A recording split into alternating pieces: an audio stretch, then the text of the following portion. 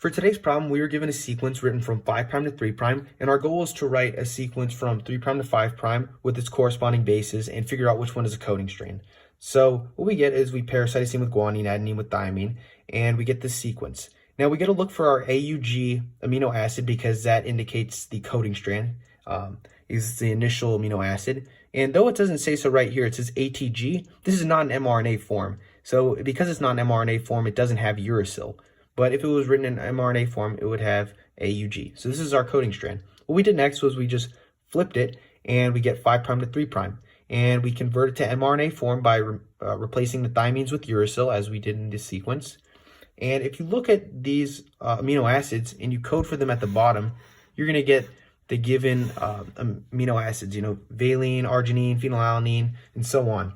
And it's kind of like a giant train. You have your engine, you have your caboose, and everything in between are your carts.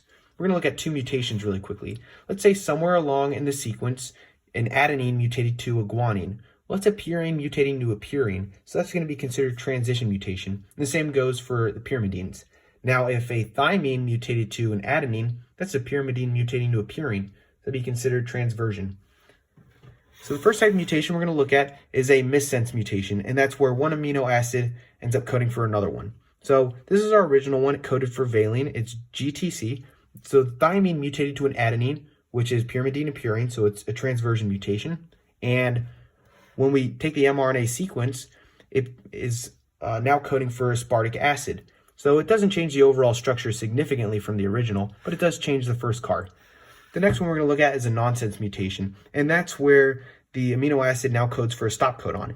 So AAG was our original form, and the adenine now mutated to a thymine, and that is considered transversion because it's purine and pyrimidine. And when you take the mRNA form, which is UAG, it creates a stop codon. So now it's 3 CARs and 1 stop codon. This TAA is irrelevant now because this is our new stopping point. A silent mutation occurs when there's a point mutation, but it still ends up coding for the same amino acid. So in this case, our original sequence was AGG, and it coded for arginine. Now the guanine mutated to an adenine, which is purine to purine, so transition. And when you take the mRNA form and code for it, you still get arginine. So it's the exact same structure as our original one. The last one we're going to look at is a read-through mutation. And what's occurring is the stop codon is now been mutated to an amino acid. So the TAA was our original stop codon. The adenine mutated to a cytosine, and that's again transversion. And when you take the mRNA form, which is UAC, and code for it, you get tyrosine. So this original stop codon has become a normal amino acid.